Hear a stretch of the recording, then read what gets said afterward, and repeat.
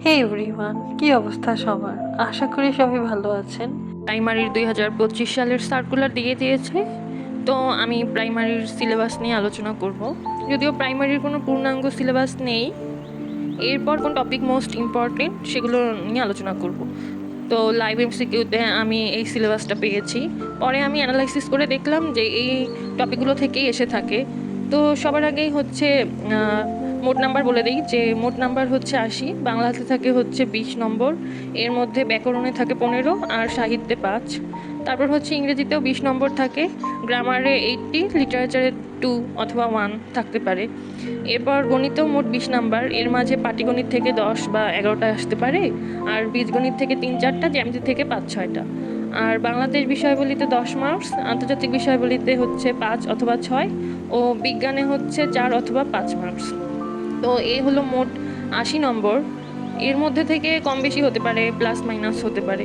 তো বলে রাখি, প্রাইমারিতে হচ্ছে গ্রামার পার্টটা অনেক বেশি ইম্পর্টেন্ট। যারা গ্রামার পার্ট জোর দিয়ে পড়বেন, বেসিক ক্লিয়ার, তারা প্রচণ্ড ভালো করতে পারবেন প্রাইমারিতে। তো গ্রামার পার্টে সবাই জোর দিয়ে পড়বেন। যেহেতু মেমোরাইজিং পার্ট থেকে প্রাইমারিতে বেশি আসে, তো মেমোরাইজিং পার্টটা সবচেয়ে ভালো করে পড়বেন, যেমন সমার্থক শব্দ, বিপরীত শব্দ, তারপর হচ্ছে ইডিয়মস অ্যান্ড ফ্রেজ। তো এই মুখস্থ পার্টগুলো ভালো করে পড়তে হবে আমাদেরকে।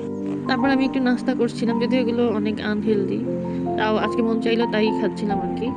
তো এরপর আবার শুরু করলাম প্রাইমারির জন্য। তো প্রাইমারির জন্য কিভাবে পড়তে পারেন, যারা প্রাইমারির জন্য প্রিপারেশন নিতে চাচ্ছেন তারা রেগুলার হচ্ছে বাংলাটা একদিন রাখতে পারেন, তার সাথে হচ্ছে ইংরেজি, আর আরেকদিন বাংলার সাথে হচ্ছে ম্যাথ।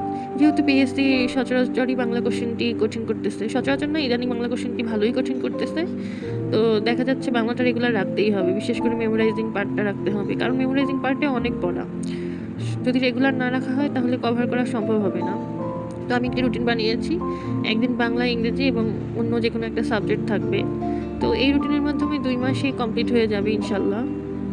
তো আপনারা যদি কেউ রুটিনটি চান আমাকে কমেন্ট করতে পারেন, তো রুটিনটা আমি আপনাদের সাথে শেয়ার করব। আর একটা কথা বলতে চাই, সেটা হচ্ছে আপনাদের উইক জোন, স্ট্রং জোনটা আইডেন্টিফাই করুন, যে এটি আপনাদের উইক জোন সেটা বেশি করে জোর দিন। তো আমার মনে হয় বাংলাটা আমার পড়া দরকার, তাই আমি বাংলাটা রেগুলার রাখবো। আপনাদের কোন সাবজেক্টটি রেগুলার পড়া দরকার সেটার সাথে প্রতিদিন একটা করে সাবজেক্ট রাখবেন, আর অন্যান্য সাবজেক্ট নিজের মতো করে পড়বেন, কিন্তু রেগুলার 2টি সাবজেক্ট যেন স্টিল থাকে আর কি। তো উইক জোন বের করে সেটাই ঝালাই করে নিন, এটাই বুদ্ধিমানের কাজ হবে, কারণ পরীক্ষার বেশি সময় পাওয়া যাবে না মনে হয়।